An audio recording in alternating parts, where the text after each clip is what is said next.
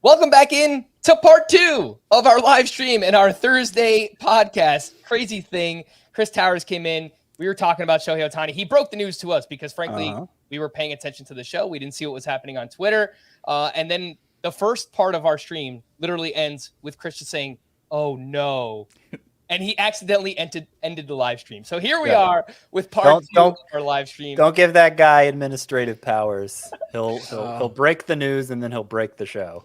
No powers for Towers. And here we are. If you're listening on the podcast, it'll probably sound like nothing ever happened. So we're just going to keep moving on. Last thing we left off with was Ohtani. Obviously, go back and listen to that. Let's talk about some other waiver wire pitchers here from Wednesday. We spoke about Cole Reagans. He is at the top of the list. Obviously, there's a lot of information, so we'll just try and get through everything here for the rest of this podcast.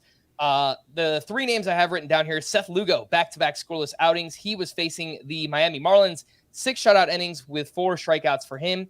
And outside of that 1 8 earned run start, Seth Lugo has still been pretty good. I know, obviously, that was a really bad start, though. Dean Kramer has turned in 3 straight quality starts. The random number generator strikes again, 6 shutout innings with 5 strikeouts for him. And I think we need to see more. I'm not saying he's an ad yet, but Luis Severino put up his first scoreless outing since June 24th. He went 6 2/3 shutout innings, 1 hit, 2 walks, 2 strikeouts against the Nationals. Scott, how would you rank this group? Lugo, Dean Kramer, and Luis Severino. I would rank them Lugo, Dean Kramer, and Luis Severino. You're right about Lugo, how he's given up 2 earned runs or fewer in 6 of his last 7 starts, but the one was the 8-run outing, as you pointed out, Frank. So that makes for a 3.57 ERA during that 7-start stretch, where it's been mostly terrific.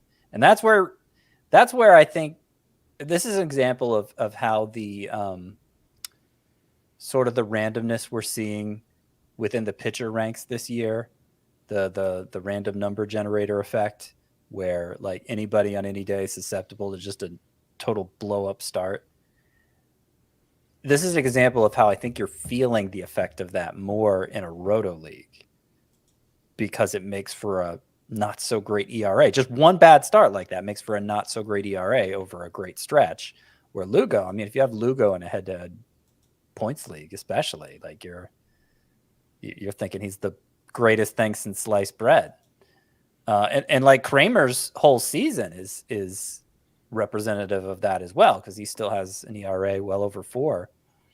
But there have been a lot of terrific starts like this, the random number generator, as you point out, Frank.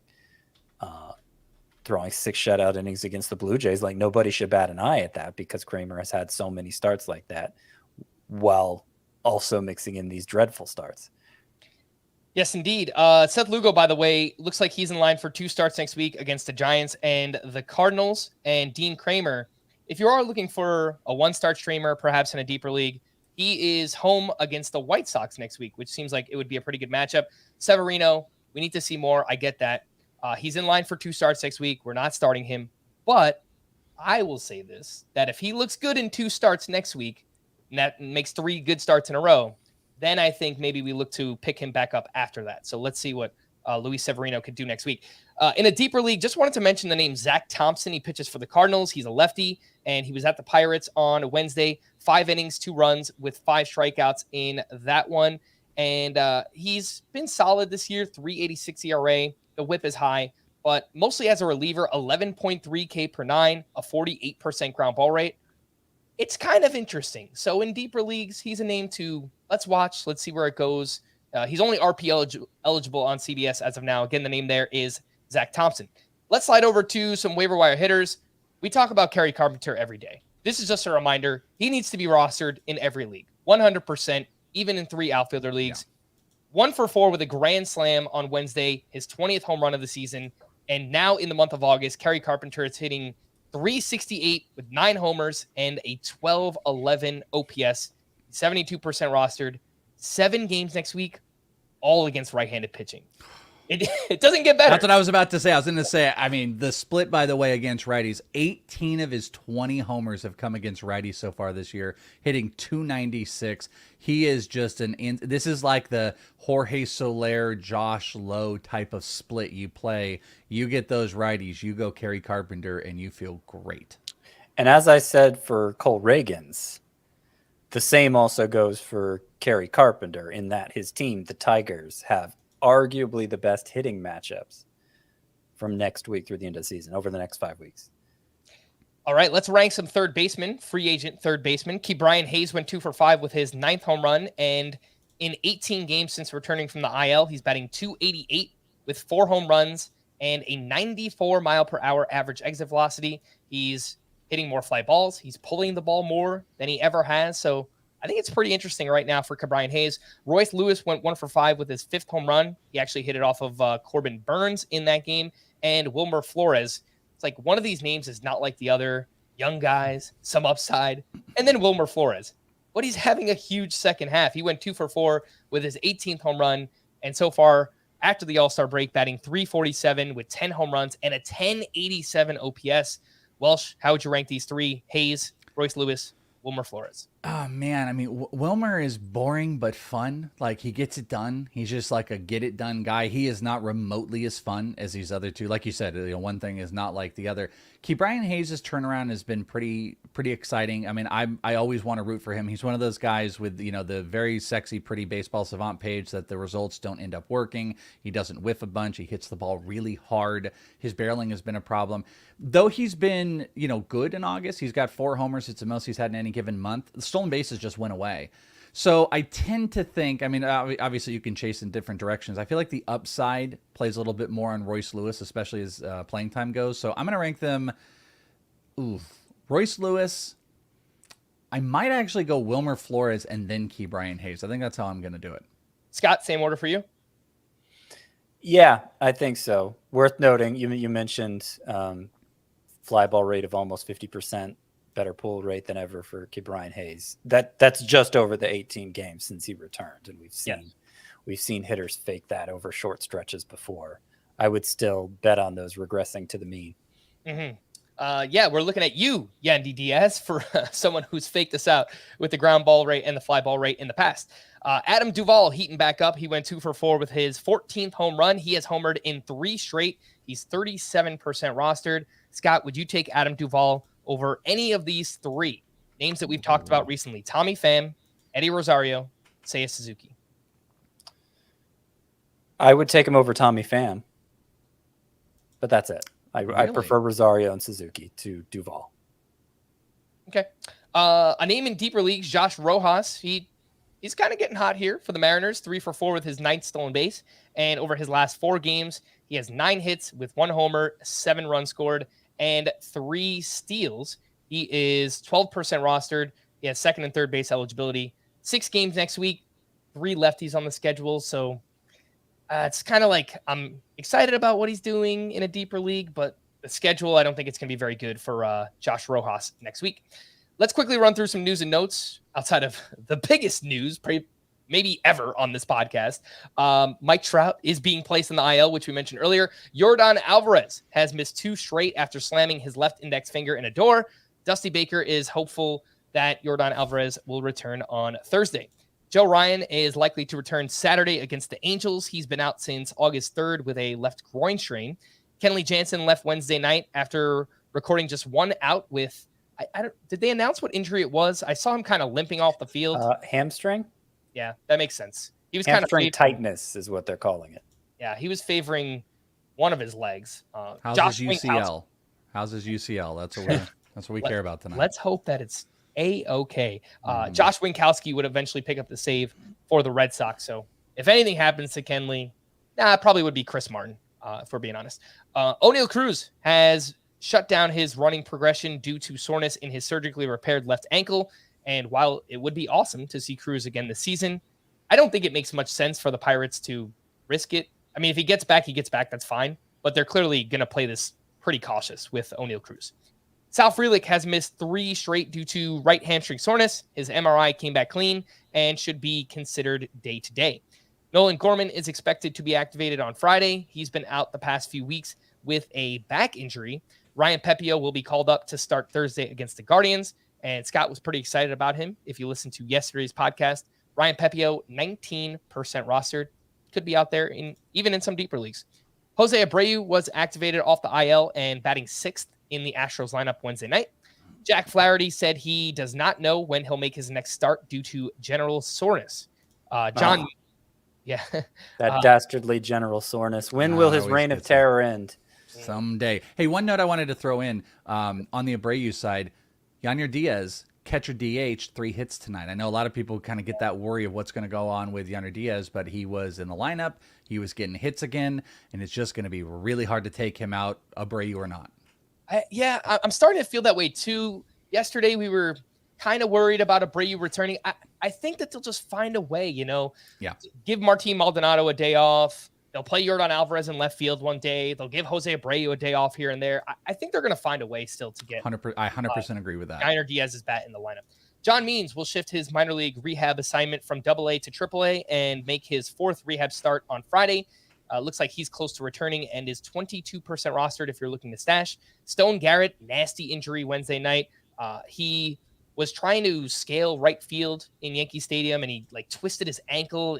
It looked pretty nasty. He actually had to get carted off the field. So we hope you're all right, or speedy recovery. Bad timing for a guy who had been passed over for chances in the past and is getting kind of old to get future chances. So that's a real shame. Yeah, it is. And last but not least, Padres reliever Robert Suarez was ejected for the use of an illegal foreign substance. He will be suspended 10 games.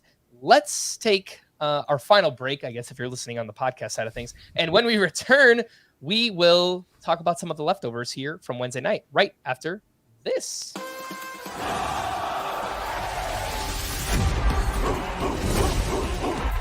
Fight for something. First play of the game to the last play of the game. 1, 2, 3. And we got 2 of the hottest conferences. This is big-time college ball. They're going to come. We're going to come. 2 big boys getting ready to play. Big, the operative word here. And here they come.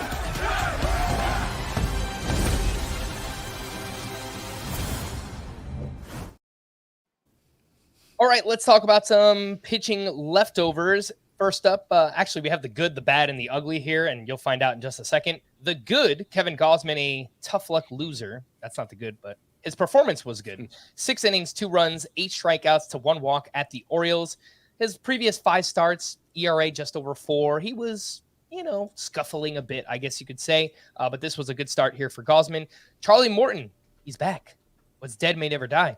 Back-to-back starts with double-digit strikeouts, both against New York teams, the Yankees and the Mets. And against the Mets in this one, 7 shutout innings, 2 hits, 1 walk, 11 strikeouts with 19 swinging strikes for Charlie Morton. Notice the past 2 starts, he has been throwing his cutter more.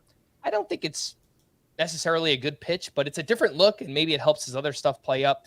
Scott, anything to add here on Charlie Morton and Kevin Gausman? I mean, how fitting is it that Charlie Morton has 2 amazing, legitimately amazing starts, like the kind we'd come to expect from Charlie Morton prior to last year. Right at the moment, I decide there's nothing more to see there. I mean, the very next start after I say that, after keeping the faith on Charlie Morton for nearly 2 years, I finally say I'm out, and he does this. Back-to-back double-digit strikeout efforts. How much is it the cutter? How much is it the RPM on his curveball? These last 2 starts have been up between 50 to 100 RPM. I mean, it's already a high RPM curveball, but even higher. Seems like he's snapping that off with a little more conviction. I think more than anything, it's that he's walked a combined 3 in those 2 starts. For the year, he's at 4.3 walks per 9, and last year, when Morton was a disappointment, it was 3.3 walks per 9. So it's gone from, good control to bad control to very bad control this year. And, now he's finding his form at just the right time, it seems. And I bring up the thing about him like getting back on track right when I give up on him, because I feel like that happens a lot. I'll be either in on a guy or out on the guy because the data looks a certain way, and I'll eventually reach a breaking point and say, oh, I guess the data's just wrong, and change my tune. And that's when it all changes. So I don't know what that says about how I should approach that in the future. maybe just be a little more resolute in my conviction, regardless if it's a long-term trend or not, of the player opposing the data. I don't know. We'll see how things ultimately end up with Charlie Morton. Maybe this just turns out to be a 2-star blip, but a little frustrated by it, not going to lie. In the words of the Philadelphia 76ers, Scott, trust the process. Yeah. We got to stick with it. For how many years? Yeah. So we spoke about the good. Let's talk about the bad. Andrew Abbott has looked a little bit more human over his last 5 starts. He was at the Angels, where he allowed 3 runs over 4 innings. He walked 4. He did have 5 strikeouts in this one.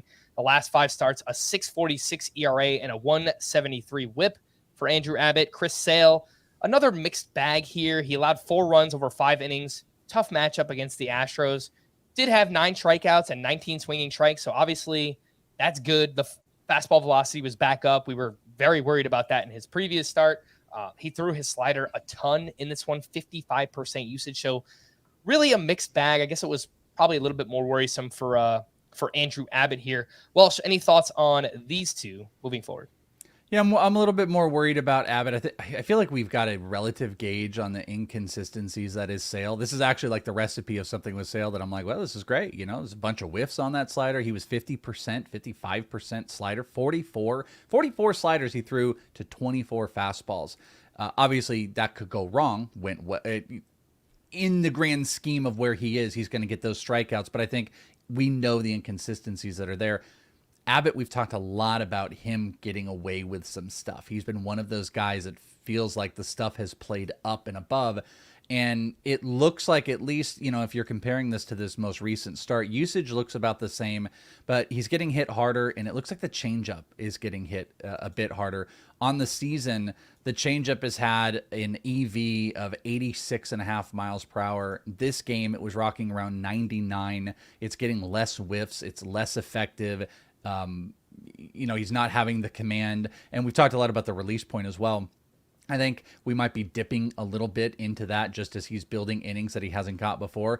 This is that theoretical proverbial wall that's going on. He also has had, in his last 4 starts, he had a couple clean walk ones, but he had a 4 and a 5 walk game. I think that's not a good look for a guy that's going to be built off of his stuff playing up on command. So the changeup's falling apart just a tiny bit. He's getting hit harder. We're in a little bit more of a worrisome state with Abbott. I'm more worried about him in my expectations than I am with what I know from Sale.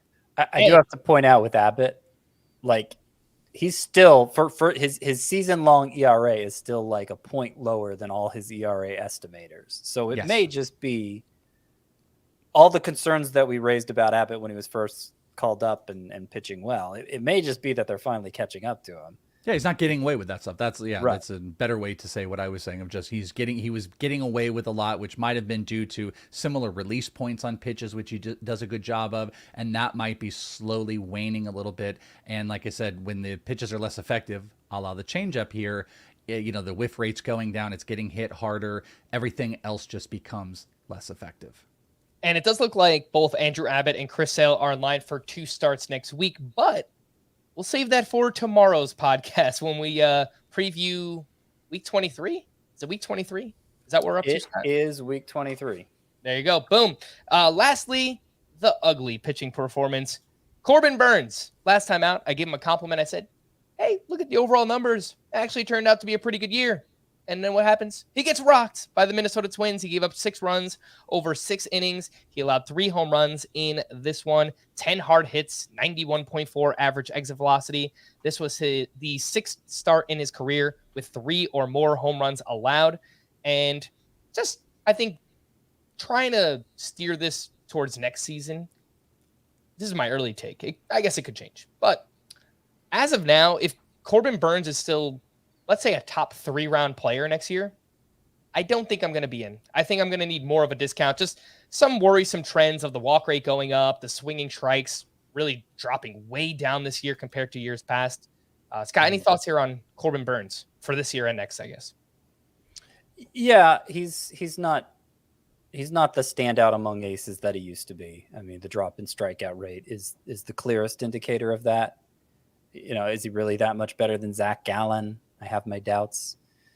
It's going to be interesting to see when people will decide is appropriate to go for that third pitcher, whoever it is, because in some order, Garrett Cole and Spencer Strider, I think, are shaping up to be the clear 1 and 2. Who deserves to go third, and how much later than those two does he deserve to go? Mm-hmm.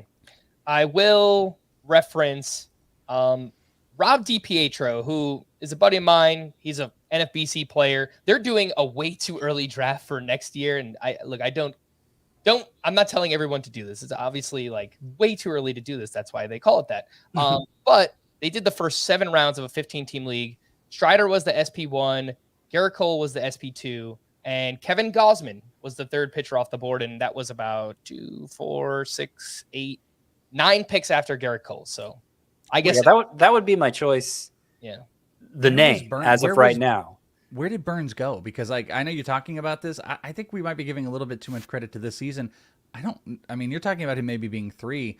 Guys, I don't know if he's going to be top 10. I mean, the way that we're shaping up here, I'm not sure you can jump into that pool with, I guess some of that middle-ish tier, not quite the glob, but the upper middle tier, they kind of has wavered a little bit. The Julio Uriases don't exist anymore, and the Brandon Woodruffs don't exist. So, maybe I'm being dramatic about it. Maybe he's right outside the top 5, but I don't think he's in the top 5. He went at SP5 in the third round. Again, it's way too early for a reason, but I don't know. I think if you look at it, you'll struggle to decide who else deserves to be. Yeah, in the put top the 5. other guys in front. He might be ranked like that Luis way, Castillo. Luis Castillo went ahead of him in that so he was early fourth. draft. But he might be ranked as like a top 10 guy, but I just think if you have to use a third round pick to get him, I probably won't have any Corbin Burns this year. One note on Tarek Skubal, who he allowed 4 earned runs in his start on Wednesday. He's allowed 4 earned runs in 3 of his last 5 starts. He's been a little bit disappointing. I'm telling you to keep the faith. He's up to 80% rostered, so it's not like he's a waiver wire pitcher. He's not really out there. But the K to walk ratio looks amazing. A 54% ground ball rate, the FIP, the XFIP, swinging strike rate, everything looks awesome for Tarek Skubal. So if you held on this long, keep the faith. I think better days are coming. Good matchups for him down the stretch, and I'm most encouraged just that it was back-to-back 6-inning starts after having none before then. Yep. Let's quickly hit some hitting leftovers here. You see me wearing the powder blue Phillies jersey. This does have Bryce Harper's name on the back, and the guy is heating up. 2 for 4 with his 12th home run, including a 3-run game-tying home run off Camilo Doval in the 9th inning of that game. He has homered in 3 straight. He's got 5 home runs in his past 7 games, having a huge August. And we are 5 first base starts away from getting first base eligible Bryce Harper for next season. So let's make that happen, because obviously that is much better than util only. Teoscar Hernandez went 2 for 4 with a walk and his 6th stolen base. He is having a bounce back August. Good news for him. Willy Adames 2 for 5 with his 21st home run. He has 3 homers in his past 4 games. It just feels like it's too little too late, right? For Willy Adames. He's batting .214. It's been a pretty big letdown year. I think, but like you pointed out, the 257 average in August with the homers, like he's a streaky, inconsistent guy that I would be willing at this point in the season to pull that trigger really quick if you've got some dead space on your middle infield shortstop, if somebody had cut him, but that might not be the discussion right now. It's a little too late because everything is probably jumbled up for him, but there's big power, big RBI opportunities. If he were sitting out there and it was and you were looking to make a move, you could buy the hot streak right now, but it's not a dynasty question or anything. Yeah. Big welcome back to Anthony Santander, who went 2 for 4 with a double dong. He's up to 23 home runs on the year. Marcell Ozuna continues his torrid August, where he had his 28th home run on Wednesday with 4 RBI, and in the month batting .363 with 6 homers and an 1121 OPS. Let me give you the updated numbers since the end of April. Let's do it. For Ozuna, 293, 26 homers, and OPS around 925. This guy, a week ago, he was available in a third of CBS Sports League still. I'm glad that's corrected itself. But you missed out on a lot of production in the meantime.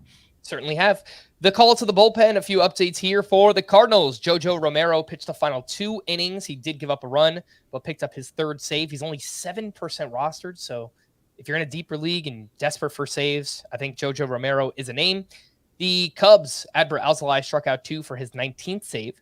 For the White Sox, Gregory Santos entered in the 8th with a runner on first and a 2-run lead. He did get out of that, and then they kept him in for the 9th inning, where he gave up 3 runs, took his 3rd blown save. On the other side, for the Mariners, Andres Munoz, he got the bottom of the 9th. He had that 1-run lead. He gave up a run on 2 hits. That's his 3rd blown save.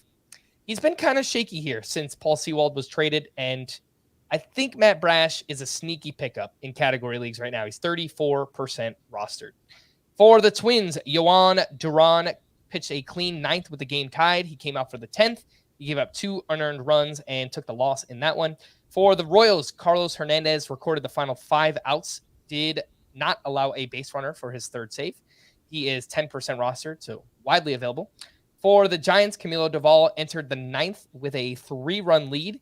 He gave up that game-tying home run to Bryce Harper. Doval did not record a single out, and I think last I checked, I have him in a points league on CBS. I think he has close to negative 20 fantasy points on the week, Camilo Doval. So it's if you're playing in a playoff matchup right now, I had to drop the Sopranos. Oh, love it. Yeah, he's up to minus 18 on the week for Camilo Doval. For the Phillies, Craig Kimbrell entered in the 10th inning with the game tied with the Manfred man on second base. He gave up 2 runs and took his 4th loss. For the Rockies, Justin Lawrence entered in the 9th with a 2-run lead. He gave up 2 runs, took his 6th blown save, and the Rockies would eventually lose in extra innings. No surprise there. And I already mentioned earlier with the Red Sox, Josh Winkowski picked up his 3rd save of the year.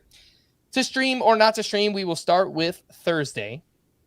And I think I would say Andrew Heaney at the Twins and Ryan Pepio at the Guardians? ? I second. very risky. Both recommended with even less gusto than usual. And there's never much gusto, except with Cole Reagans today. But we don't have to keep tooting that horn. Yeah, I think those are my favorite two, though I'd be hard-pressed to actually use them anywhere. On Friday, I think Kyle Hendricks at the Pirates is fine. Brandon Pfaadt versus Cincinnati. Just Brandon Pfaadt out there going no hits on the Padres. No big deal. Strikeouts. I think that's a play. Okay. I think it's risky, but he's looked much better since returning. He has looked very, very Did you mention good. Christopher Sanchez? I didn't, but he probably should be in this conversation. Would you rather Sanchez against the Cardinals or Pfaadt versus the Reds? Sanchez against the Cardinals. Yeah, I'll go with Pfaadt versus the Reds on that one. It's close. I think Sanchez has the higher floor. Pfaadt probably has more blow up potential. Probably has more strikeout potential too. We haven't seen a blow up from Sanchez yet, have we? No, I don't think so. I would probably rank them Hendricks, Sanchez, and Pfaadt in that order for me. We're going to wrap there for the Welsh and Scotty. I am Frank. Thanks as always for tuning into Fantasy Baseball today, both live streams and, of course, the podcast. It's been a pretty crazy night. Please make sure to follow and leave a 5-star rating on Apple or Spotify, and we will be back again tomorrow. Bye-bye. Oh, no.